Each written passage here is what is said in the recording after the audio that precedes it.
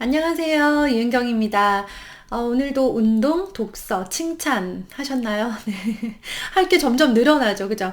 근데 운동은 이제 루틴으로 잡으신 분들이 많이 계신 것 같고요. 독서는 아직 잘 안 되지만 하시지만, 네, 독서도 이제 알고 계셔요. 칭찬도 이제 매일매일 그냥 매일 하는 게 되어야 돼요. 되셨으면 좋겠습니다. 제가요, 무심코 하는 말 중에 아이와 엄마 사이를 좀 멀어지게 하는, 그리고 안 썼으면 좋겠다라고 생각되는 어떤 형식의 문장이 있어요. 뭐냐면요. 왜로 시작하는 문장이에요. 문장을 시작할 때요. 나는 절대로 왜라는 단어를 사용하진 않겠다라고 결심을 하셨으면 좋겠어요. 왜라고 하면요. 일단은, 따지는 듯한 느낌이 들어요. 제가, 어, 칭찬하셨어요? 라고 하는 거랑요. 왜 칭찬 안 하세요? 라고 하는 거랑 느낌이 다르죠.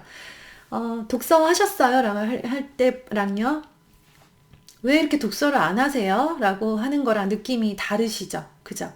근데 우리가 너무나 무심코 왜로 시작하는 문장을 많이 말을 하고 있어요. 남편한테도, 그 다음에 아는 엄마들한테도, 아이들한테도 말이죠. 근데 성인들은 그 말이 혹시 조금 불쾌하더라도 그걸 이해하려고 노력을 해요. 아, 뭐 그런 뜻은 아니었나 보다라고 이성으로 판단을 하죠. 근데 아이들은요, 그 단어를 들으면 문제가 뭐냐면 그 문장을 받아들이는 순간 부정적인 감정을 갖게 되면서 방어하게 되는 거죠. 예를 들어 볼게요. 아이가 오늘 수학 익힘책 숙제가 있는데 수학 익힘책을 안 갖고 왔어요. 가장 화나는 순간이죠. 네.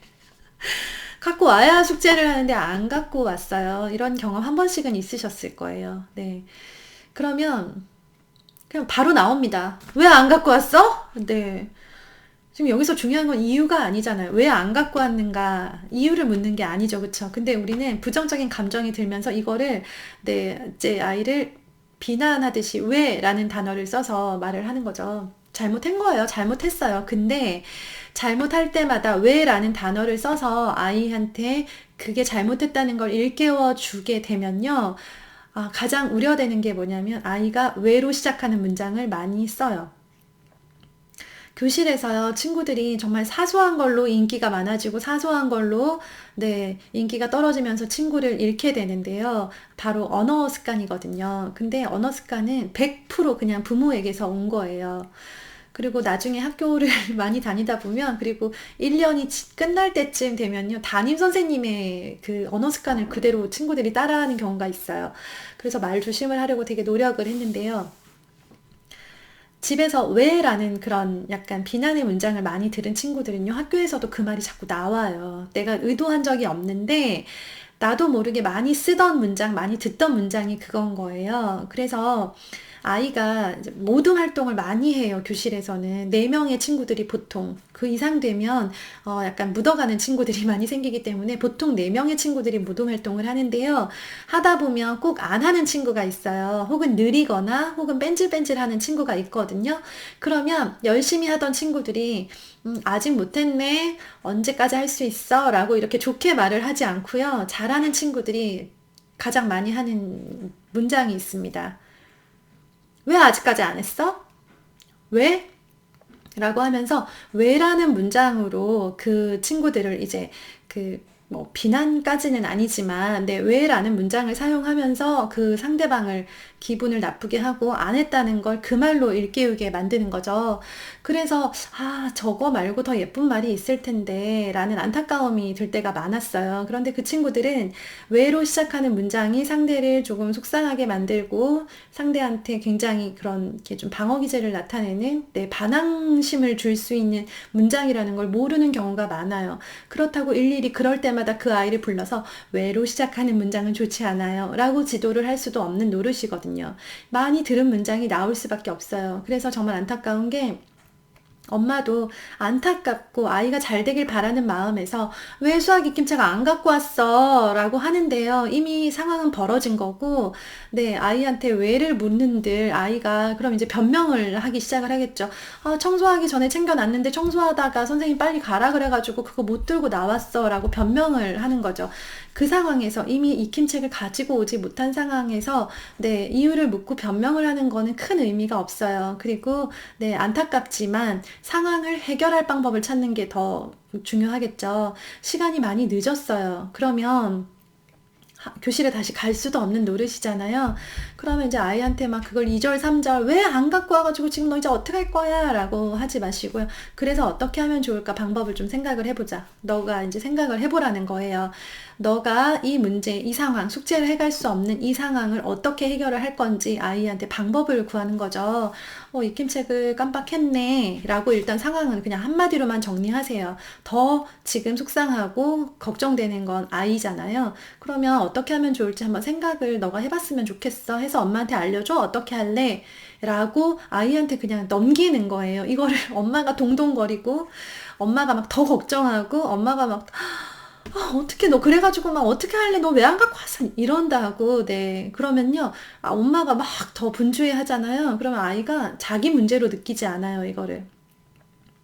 엄마가 어떻게든 해결해 주겠지. 실제로 해결해주는 엄마도 계세요. 네.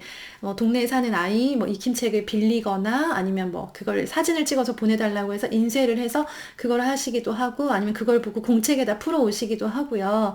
또 이제 그렇게 정성껏 해주시는 분도 계시고 그냥 이제 안 해온 걸로 한번 혼나라 라고 보내시는 분도 계시고 제가 저희 아이들 때문에 많이 썼던 방법은 저 역시 이제 직장 다녀와서 이미 늦은 시간에 익힌책이 없는 걸 발견했을 때는 내일 아침에는 무조건 일찍 가서 선생님한테 말씀드리고 못한 거 그 자리에 앉아서 빨리 해 라고 해서요. 이제 그렇게 아이한테 기회를 줬어요. 어떻게 하면 좋을까라고 했을 때 아이가 내일 아침에 일찍 가서 하고 선생님한테 혼나야 되겠다라는 얘기를 하더라고요. 그래서 그런 방법으로 해결을 했는데 어쨌든 해결책이 아이한테서 나오는 게 좋고 엄마가 할 말은 왜 안 갖고 왔어? 이게 아니라는 거죠. 네, 왜로 시작하지 않았으면 좋겠고요. 일기를 썼는데 또 왜로 일기에 대한 반응이 왜 세 줄밖에 안 썼어? 라고 이제 왜자로 시작하지 않으셨으면 좋겠어요. 그리고 남편이 늦었어요. 그럼 왜 이렇게 늦었어? 듣는 사람은 기분이 안 좋은 게 왜자로 시작하는 거예요. 그죠? 내가 나쁜 뜻은 없었어요. 말하는 사람한테 나쁜 뜻은 아예 없었는데 근데 듣는 사람은 기분이 나쁜 게 왜 이거거든요. 그죠? 그래서 이걸 내가 들어도 되게 기분 나빠요. 저녁 차렸는데 왜 이렇게 짜? 라고 하면 기분 나쁘죠. 왜 반찬이 이거밖에 없어? 라고 하면 완전 기분 나쁘죠. 그죠? 왜라는 문장은요. 별로, 네, 쓰지 않으면 좋은, 없어져야 될 문장인 것 같아요. 상대한테 계속 거부감을 들게 만들거든요. 그래서 혹시 이제 우리 어머님들이 언어 습관을 한번 점검해 보실 때, 나도 모르게, 나쁜 의도는 아니었는데, 그냥 좀 안타까운 마음에 왜? 라는 문장을 많이 사용을 하셨다면요. 그냥 이제 스스로 혼잣말과 감탄말로, 감탄문으로 많이 바꾸세요. 아, 구나. 그랬구나. 네. 제가 많이 쓰는 건 그랬구나인데요. 안 갖고 왔네. 너무 안타까운데, 안 갖고 왔네? 어쩔 거야? 그냥 이제 이 정도로 하는 거죠. 1절만 해도 알아듣더라고요. 저는 막 4절, 5절을 해야 알아듣는 줄 알았거든요. 근데 1절이면 되더라고요. 안 갖고 왔네? 어쩔 거야? 네가 해결해 라는 그런 의미인 거죠. 네. 늦었네.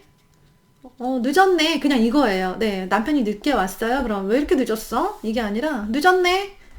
그거에 대해서 한마디 하고 싶으면 늦었네. 이 정도면 충분한 것 같더라고요. 늦은 거 본인도 알겠죠. 그죠? 눈치 보고 들어왔는데. 이제 그런 얘기들 할 때 그냥 그 상황에 대한 것만 딱 내가 느끼고 내가 알고 있는 상황에 대해서 상황만 쫙 풀고요. 그것도 아주 최대한 짧게 그리고 어떤 안 좋은 상황에 대해서 말하는 거잖아요. 왜라는 문장이 필요할 때는 네. 안 좋은 거 나도 아는데 더 이상 말하지 않겠어 라는 어떤 나의 의지를 보여주는 거죠. 그렇게 하면서 이제 아이가 왜라는 문장으로 시작하는 그런 말투를 배우지 않도록 네, 신경을 써주셨으면 좋겠어요. 그래서 아이들이 무심코 왜라는 문장을 정말 많이 사용해요. 특히 부정문과 붙여서 많이 사용하는데 어떤 친구가 우산을 안 갖고 왔어요. 그러면 너 우산 없네? 이게 아니고 너 왜 우산 안 갖고 왔어? 이렇게 물어봐요. 그리고 청소를 이제 이렇게 하는데 자기 바닥 밑에, 책상 밑에 바닥을 청소를 할 때 청소가 제대로 되지 않았어요. 그러면, 여기 아직 쓰레기 남아있네 라고 이렇게 말을 하면 될 거를, 왜 이거 이렇게 다 안 했어? 왜 아직도 지저분해? 너 왜 청소 안 했어? 라고 묻거든요. 네, 그게 되게 안타까웠어요. 그 언어 습관이. 그래서 우리 엄마도 고치고, 네, 아이도 고치고 좋은 거잖아요. 우리 서로 기분 좋게 대화하는 방법, 그리고 내 아이가 예쁜 말 사용하는 거. 아이가 선생님한테도 질문할 때요. 근데 선생님, 왜 저희 오늘 체육 안 해요? 이제 이렇게 묻거든요. 네. 그게 선생님 체육하고 싶어요 라고 하는 것과요. 선생님 근데 왜 오늘 체육 안 해요? 라고 묻는 거랑은요. 담임 선생님 입장에서도 느껴지는 그 뉘앙스가 달라요. 그래서 같은 말을 해도 이왕이면 서로에게 기분 좋은 말을 했으면 좋겠습니다. 그래서 제가 이제 안 쓰려고 노력하는 말 중에 왜라는 문장이 있어서요. 오늘 어머님들과 공유하고 싶어서 말씀드려봤습니다. 네, 하나씩 하나씩 네, 천천히 고쳤으면 좋겠어요. 그리고 천천히 발전하면 되고요. 네, 지금 제가 드리는 말씀들 한 번에 다 어떻게 하려고 하지 마시고요. 아유, 또 저런 소리 하네. 저런 얘기도 있네. 그냥 요 정도로만 생각해 주세요. 네. 그리고 네, 좋은 이야기 서로 공유하면 좋은 것들은요. 항상 댓글로 좀 부탁드리겠습니다. 저도 열심히 보고 있거든요. 네. 서로 도움 주시고 너무 감사합니다. 건강 주의하시고요. 다음에 또 뵐게요. 감사합니다. 늘 감사합니다.